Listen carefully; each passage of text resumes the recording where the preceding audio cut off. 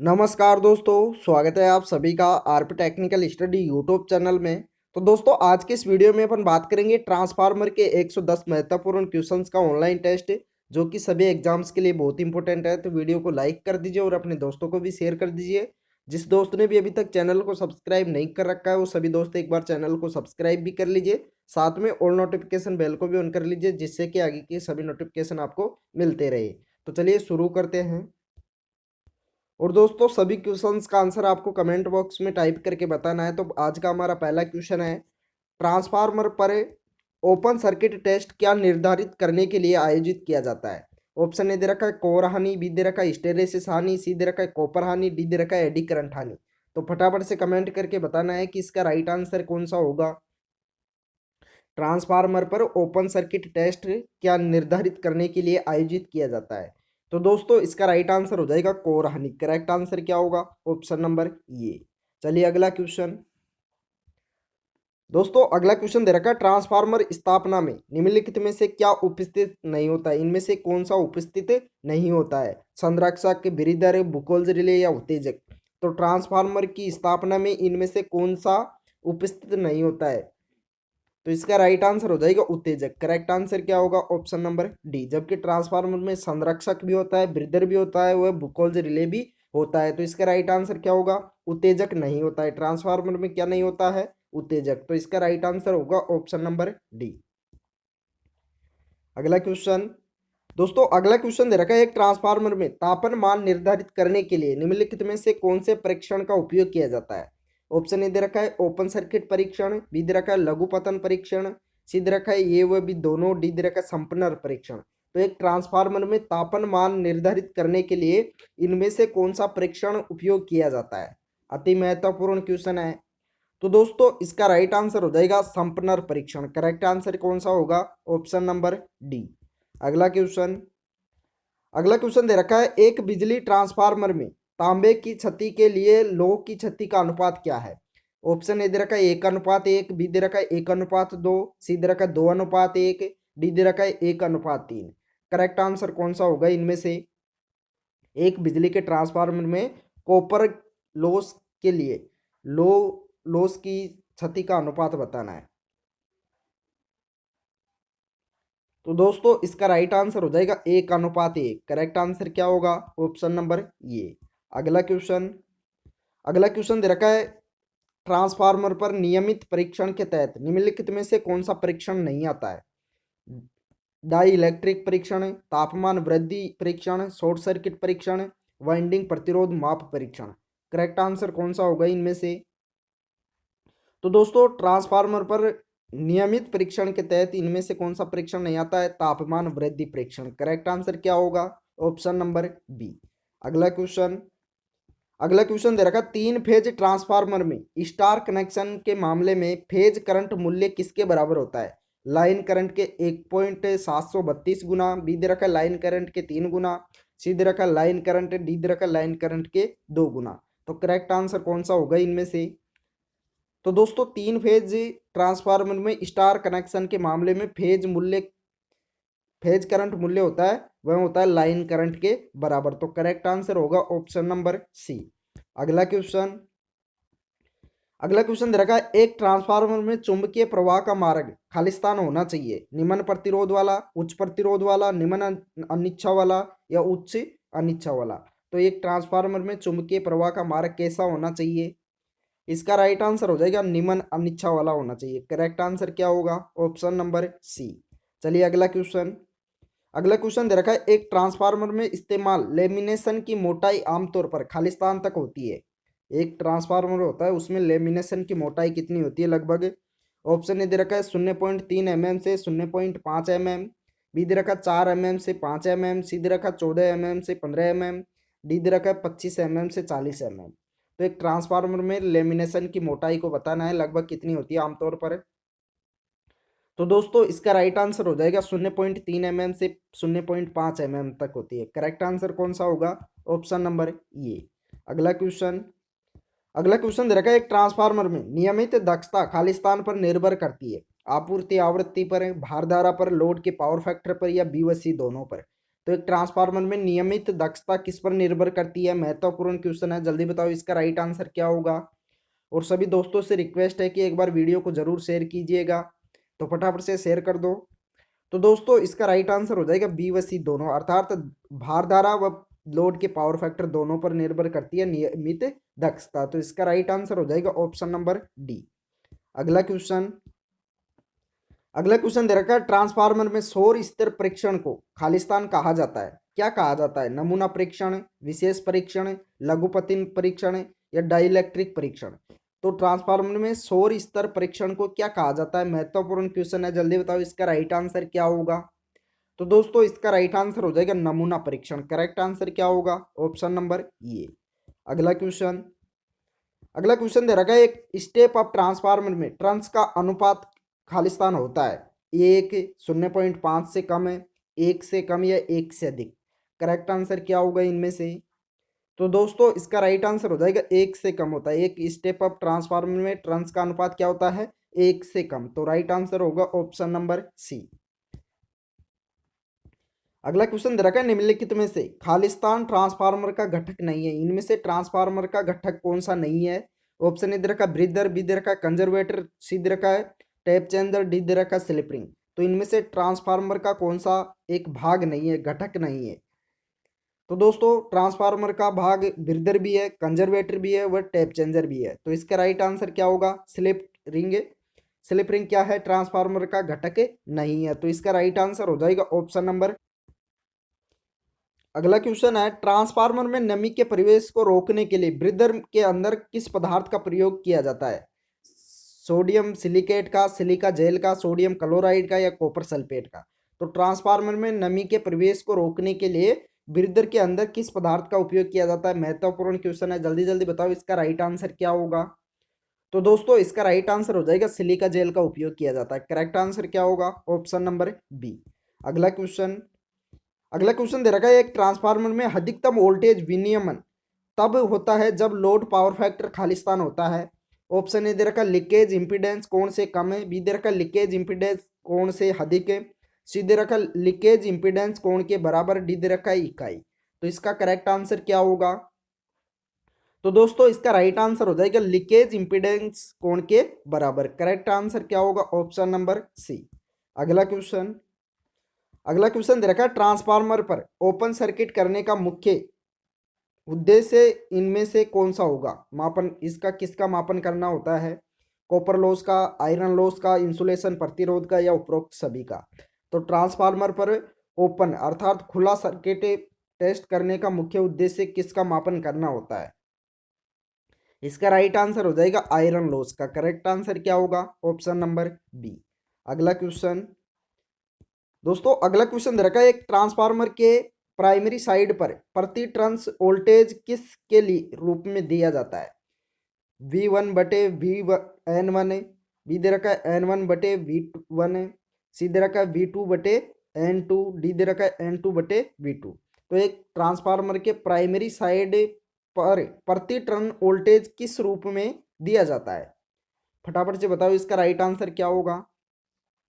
तो दोस्तों इसका राइट आंसर हो जाएगा V1 बटे N1। करेक्ट आंसर क्या होगा? Option number A. अगला क्वेश्चन, अगला क्वेश्चन दे रखा है, ट्रांसफार्मर पर शॉर्ट सर्किट परीक्षण करते समय निम्न में से कौन सी साइड शॉर्ट सर्किट हो जाती है? कम वोल्टेज पक्ष, डेल्टा बिंदु, स्टार बिंदु या प्राइमरी पक्ष? करेक्ट आंसर क्या होगा इनमें से? तो दोस्तों ट्रांसफार्मर पर शॉर्ट सर्किट परीक्षण करते समय इनमें से कौन सी साइड शॉर्ट होगी? तो इसका राइट आंसर हो जाएगा कम वोल्टेज पक्ष। करेक्ट आंसर क्या होगा? Option number A. अगला क्वेश्चन, अगला क्वेश्चन दे रखा है, कोर टाइप ट्रांसफार्मर में दो ऊर्ध्वाधर मेंबर्स क्या कह जाते हैं? लिंब, योक, कोर या फ्लक्स? तो उन्हें क्या कहा जाता है? इसका राइट आंसर हो जाएगा लिंब कहा जाता है। करेक्ट आंसर क्या होगा? Option number A. अगला क्वेश्चन, अगला क्वेश्चन दे रखा, सेल टाइप ट्रांसफार्मर में कितने लिंब होते हैं? 1, 2, 3 या 4? तो सेल टाइप ट्रांसफार्मर होता है उसमें लिंबों की संख्या बताना है। तो इसका राइट आंसर हो जाएगा 3 लिंब होते हैं। करेक्ट आंसर क्या होगा? Option number C. अगला क्वेश्चन, दोस्तों अगला क्वेश्चन दे रखा है, वेव फॉर्म के चरम मान का आरएमएस मान से अनुपात क्या है? Crest factor, peak factor, form factor या पावर फैक्टर?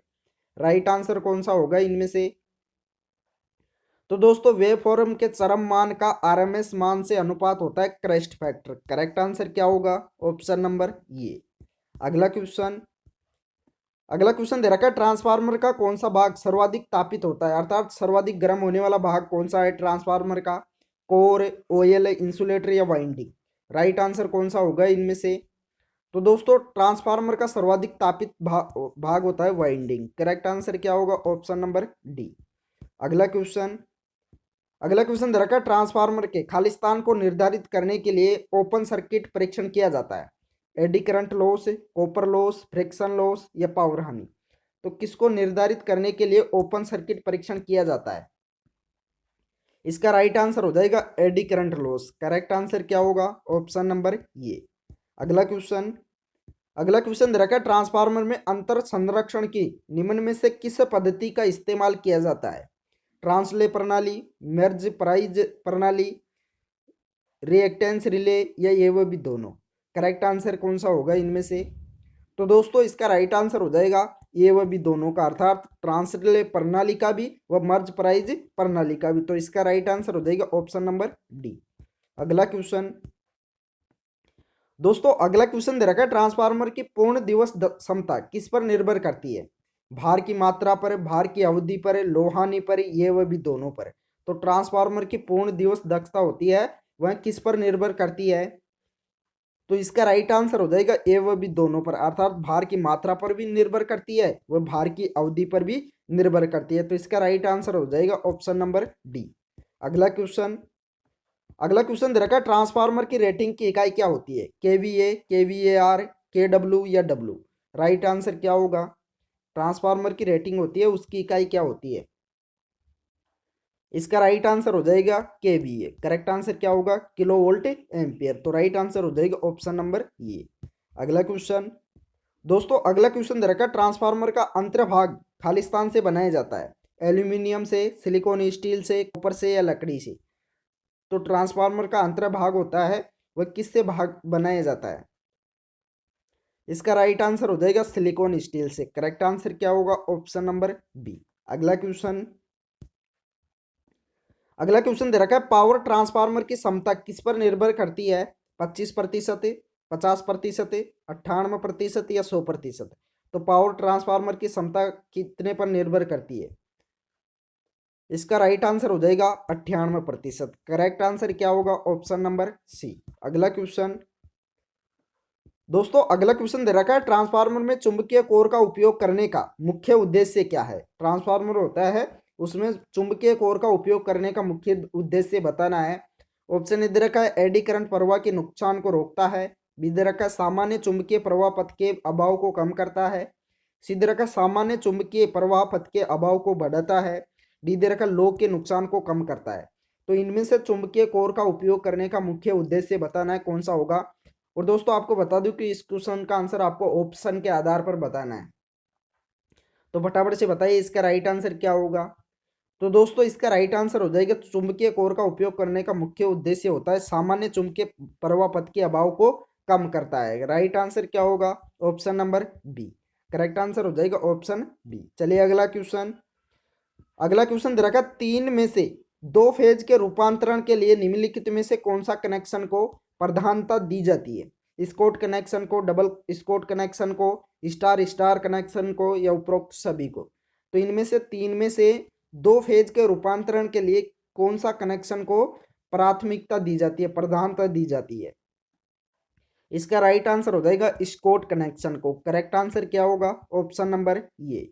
अगला क्वेश्चन, दोस्तों अगला क्वेश्चन दे रखा है स्कॉट कनेक्शन या टी कनेक्शन में क्या होता है? ऑप्शन ए दे रखा टैपिंग की आवश्यकता नहीं होती है, बी दे रखा दोनों ट्रांसफार्मर के प्राथमिक 50% पर टैप होते हैं, सी दे रखा एक ट्रांसफार्मर का प्राथमिक 86% और दूसरा 50% पर टैप होता है, डी दे रखा एक ट्रांसफार्मर का प्राथमिक 50% पर और दूसरा 86% पर टैप होता है।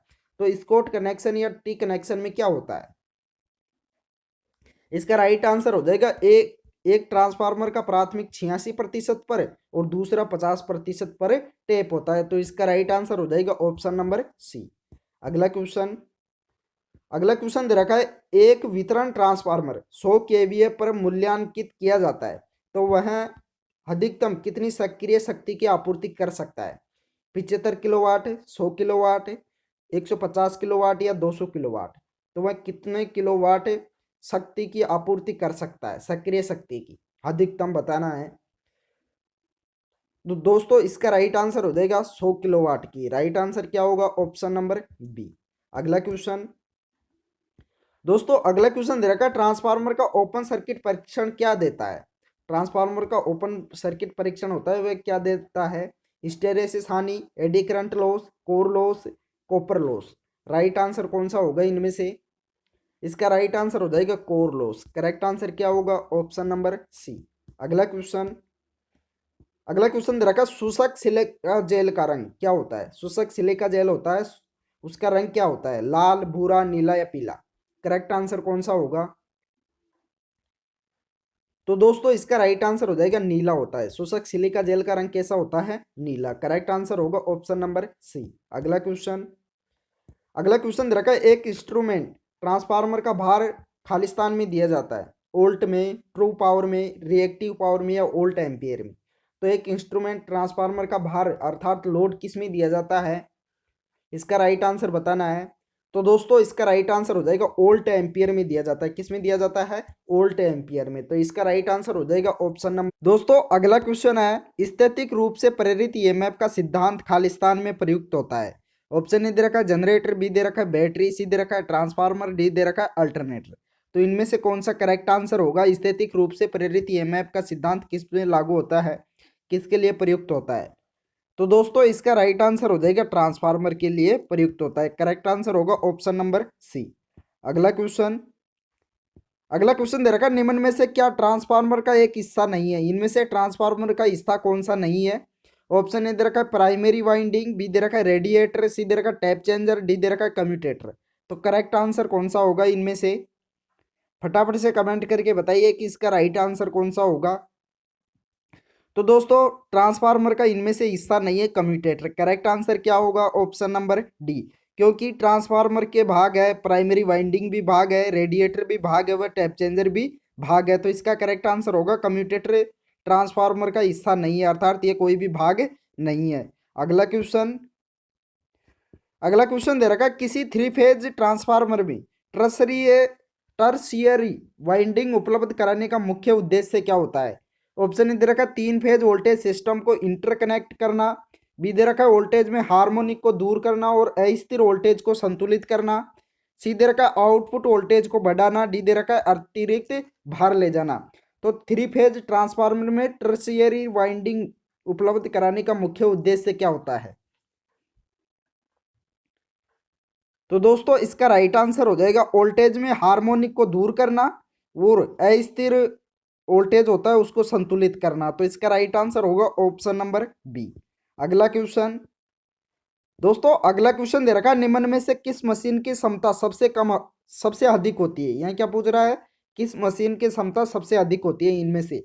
इंडक्शन मोटर की, डीसी मोटर की, विद्युत पावर ट्रांसफार्मर की या इलेक्ट्रिक पावर जनरेशन की? तो इनमें से कौन सी मशीन की क्षमता सबसे अधिक होती है? इसका राइट आंसर हो जाएगा विद्युत पावर ट्रांसफार्मर की क्षमता सबसे अधिक होती है। तो राइट आंसर होगा ऑप्शन नंबर सी।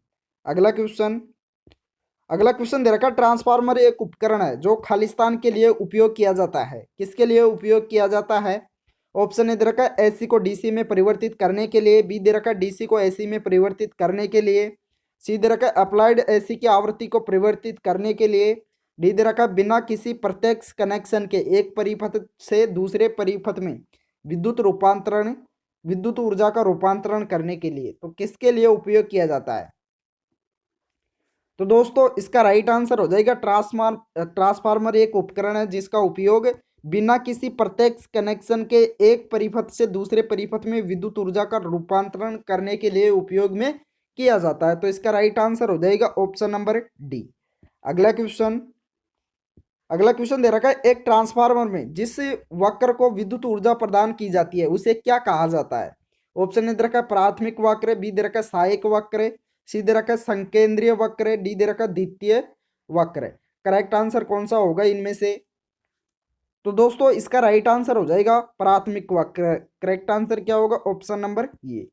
अगला क्वेश्चन दोस्तों, अगला क्वेश्चन दे रखा, तीन फेज ट्रांसफार्मर में क्या शामिल होता है? तीन फेज ट्रांसफार्मर होता है, उसमें क्या शामिल होता है?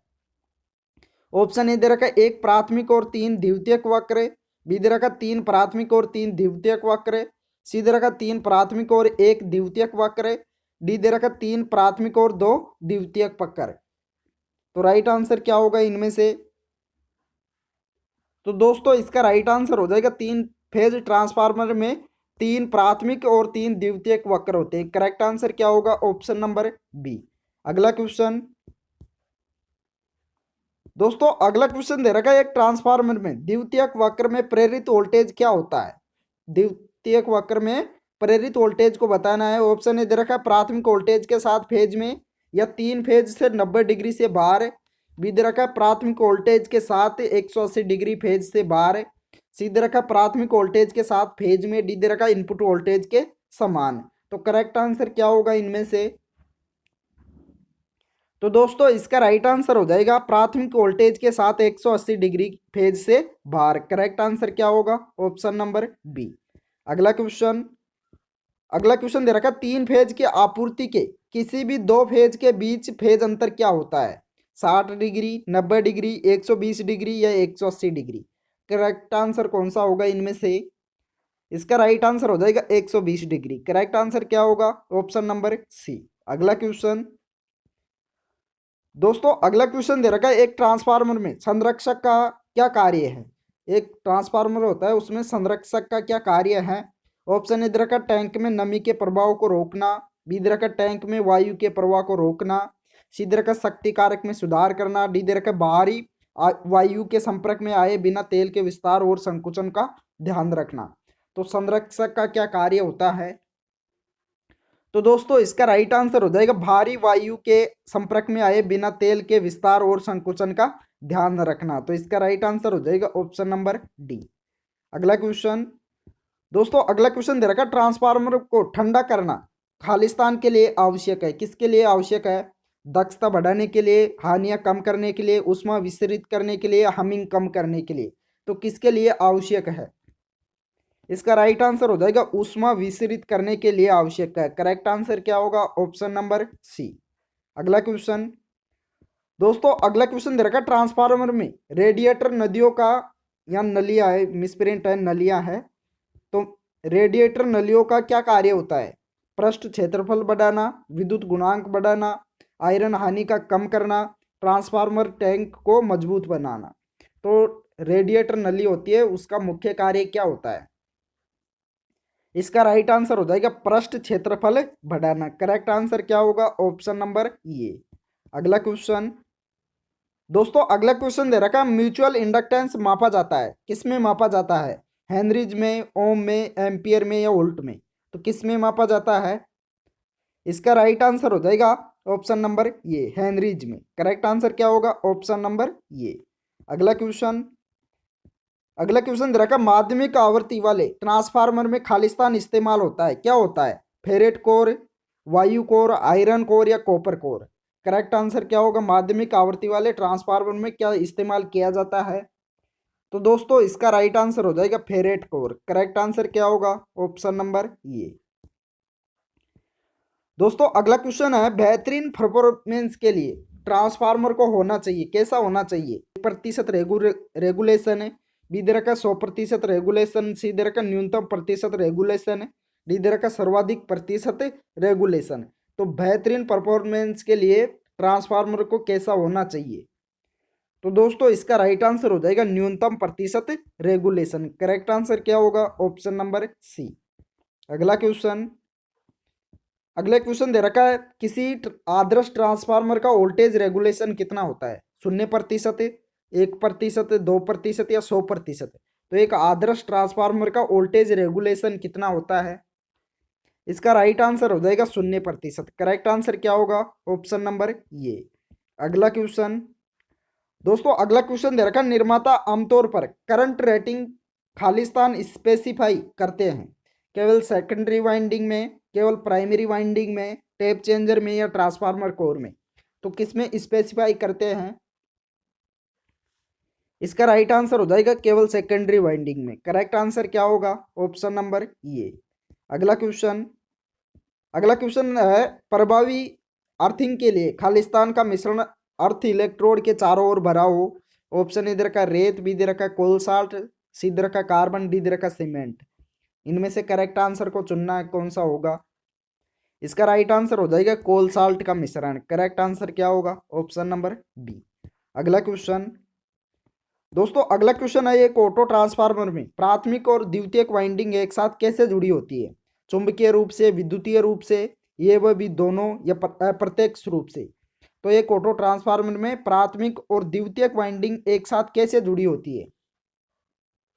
इसका राइट आंसर हो जाएगा ये वह भी दोनों प्रकार से, अर्थात चुंबकीय रूप से भी व विद्युतीय रूप से भी। तो इसका राइट आंसर हो जाएगा ऑप्शन नंबर सी। अगला क्वेश्चन दे रखा है किसी ब्रीदर में निम्न रासायनिक यौगिकों में से किसका प्रयोग किया जाता है? हाइड्रोजन का, ऑक्सीजन का, नाइट्रोजन का, या सिलिका जेल का? तो ब्रीदर में किस रासायनिक यौगिक का प्रयोग किया जाता है? इसका राइट आंसर हो जाएगा सिलिका जेल का। करेक्ट आंसर क्या होगा? Option number D. दोस्तों, अगला क्वेश्चन दे रखा बूस्टर्स मुख्य तौर पर होते हैं इंडक्टर, कैपेसिटर, ट्रांसफार्मर या इंडक्शन मोटर। तो बूस्टर्स मुख्य तौर पर क्या होते हैं? राइट आंसर हो जाएगा ट्रांसफार्मर। करेक्ट आंसर क्या होगा? Option number C. चलिए अगला क्वेश्चन। तो अगला क्वेश्चन है ट्रांसफार्मर में अंतर संरक्षण को निम्न में से किस पद्धति का इस्तेमाल किया जाता है? ट्रांसले प्रणाली, मर्ज प्राइस प्रणाली, ए व बी दोनों, या इम्पीडेंस रिले? करेक्ट आंसर कौन सा होगा इनमें से? तो दोस्तों इसका राइट आंसर हो जाएगा ए व बी दोनों, अर्थात ट्रांसले प्रणाली व मर्ज प्राइज प्रणाली दोनों ही अंतर संरक्षण के लिए उपयोग की जाती है। तो इसका राइट आंसर हो जाएगा ऑप्शन नंबर सी। अगला क्वेश्चन दे रखा ट्रांसफार्मर की पूर्ण दिवस क्षमता मुख्यतः किस पर निर्भर करती है? लोह हानि पर, भार की मात्रा पर, भार की अवधि पर, या बी व सी दोनों पर? करेक्ट आंसर क्या होगा इनमें से? तो दोस्तों इसका राइट आंसर हो जाएगा बी व सी दोनों पर। पूर्ण दिवस क्षमता किस पर निर्भर करती है? भार की मात्रा व भार की अवधि दोनों पर। तो इसका राइट आंसर हो जाएगा ऑप्शन नंबर डी। अगला क्वेश्चन बुकोल्ज रिले एक संचालित रिले किस पर संचालित रिले है? गैस पर संचालित, भंवर धारा पर, विद्युत चुंबकीय प्रेरण पर, या स्थिर विद्युत प्रेरण पर? तो किस पर संचालित रिले है? इंपॉर्टेंट क्वेश्चन है। तो दोस्तों इसका राइट आंसर हो जाएगा गैस पर संचालित रिले। बुकोल्ज रिले किस पर संचालित है? गैस पर संचालित रिले है। तो इसका राइट आंसर हो जाएगा ऑप्शन नंबर ये।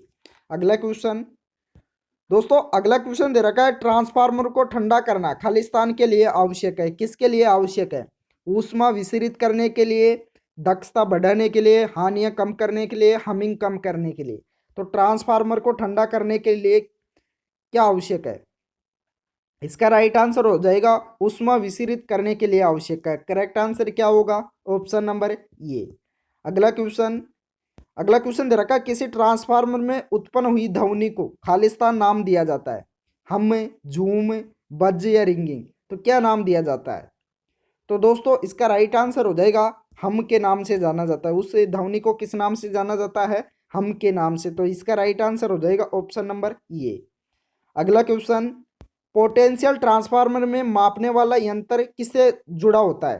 पोटेंशियल ट्रांसफार्मर में मापने वाला यंत्र किससे जुड़ा होता है? प्राथमिक वाइंडिंग से, माध्यमिक वाइंडिंग से, उच्च वोल्टेज वाइंडिंग से, या सिंगल वाइंडिंग से?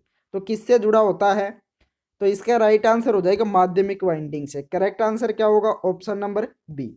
अगला क्वेश्चन दे रखा है करंट ट्रांसफार्मर का द्वितीयक खालिस्तान का होगा? मोटी गेज के अधिक मोड़, पतली गेज के कम मोड़, पतली गेज के अधिक मोड़, या मोटी गेज के कम मोड़? करेक्ट आंसर कौन सा होगा इनमें से? तो दोस्तों करंट ट्रांसफार्मर का द्वितीयक भाग पतली गेज के अधिक मोड़ का होगा। करेक्ट आंसर क्या होगा? Option number C. अगला क्वेश्चन दे रखा ट्रांसफार्मर में हिस्टैरिसीस हानि उचित खालिस्तान का उपयोग करके कम की जा सकती है? कुंडलियों की संख्या, लोड, कोर का पदार्थ, लेमिनेशन की मोटाई? राइट आंसर कौन सा होगा इनमें से? तो दोस्तों इसका राइट आंसर हो जाएगा ऑप्शन नंबर सी, कोर का पदार्थ। करेक्ट आंसर क्या हो जाएगा? Option number C. अगला क्वेश्चन दे रखा है ट्रांसफार्मर के कोर के चुंबकीकरण परिवर्तन के कारण निम्न में से कौन सी हानियां होती है? Copper loss, eddy current loss, hysteresis loss या स्ट्रे लॉस। करेक्ट आंसर कौन सा होगा इनमें से? इसका राइट आंसर हो जाएगा हिस्टेरेसिस लॉस। राइट आंसर होगा ऑप्शन नंबर सी। अगला क्वेश्चन, पोटेंशियल ट्रांसफार्मर को खालिस्तान ट्रांसफार्मर माना जाता है, इसका दूसरा नाम क्या है? Auto transformer, iron core transformer, voltage transformer या करंट ट्रांसफार्मर। राइट आंसर क्या होगा इनमें से? तो दोस्तों पोटेंशियल ट्रांसफार्मर को वोल्टेज ट्रांसफार्मर भी माना जाता है। क्या माना जाता है? Voltage transformer. अगला दोस्तों, अगला क्वेश्चन है, तेल का प्रकार जो ट्रांसफार्मर के तेल के लिए उपयुक्त होता है उसे क्या माना जाता है? मिनरल तेल, फर्नेस तेल, वनस्पति तेल या खाना पकाने वाला तेल। करेक्ट आंसर क्या होगा? तो दोस्तों इसका राइट आंसर हो जाएगा मिनरल तेल। करेक्ट आंसर क्या होगा? ऑप्शन नंबर ये। अगला क्वेश्चन, अगला क्वेश्चन दे रखा है, ट्रांसफार्मर का आउटपुट वोल्टेज इनपुट वोल्टेज से अधिक होने पर ट्रांसफार्मर को क्या कहा जाएगा? ट्रांसफार्मर का इनपुट वोल्टेज से आउटपुट वोल्टेज इनपुट वोल्टेज से अधिक होने पर ट्रांसफार्मर को क्या कहा जाएगा? Step up transformer, step down transformer, oil cooled transformer या एयर कोर ट्रांसफार्मर। इसका राइट आंसर क्या होगा? तो दोस्तों इसका राइट आंसर हो जाएगा step up transformer. Right answer होगा ऑप्शन नंबर ये। अगला क्वेश्चन, दोस्तों अगला क्वेश्चन है, निम्नलिखित में से कौन से ट्रांसफार्मर में टर्शियरी वाइंडिंग प्रयुक्त की जाती है? स्टार डेल्टा में, स्टार स्टार में, डेल्टा डेल्टा में या डेल्टा स्टार में। राइट आंसर क्या होगा इनमें से? तो दोस्तों इसका राइट आंसर हो जाएगा स्टार स्टार ट्रांसफार्मर में। करेक्ट आंसर क्या होगा? Option number B. तो दोस्तों इस वीडियो में इतना ही। वीडियो पसंद आया हो तो लाइक कर दीजिए और अपने दोस्तों को भी शेयर कर दीजिए। जिस दोस्त ने भी अभी तक चैनल को सब्सक्राइब नहीं किया है वो सभी दोस्त एक बार चैनल को सब्सक्राइब भी कर लीजिए, साथ ही ऑल नोटिफिकेशन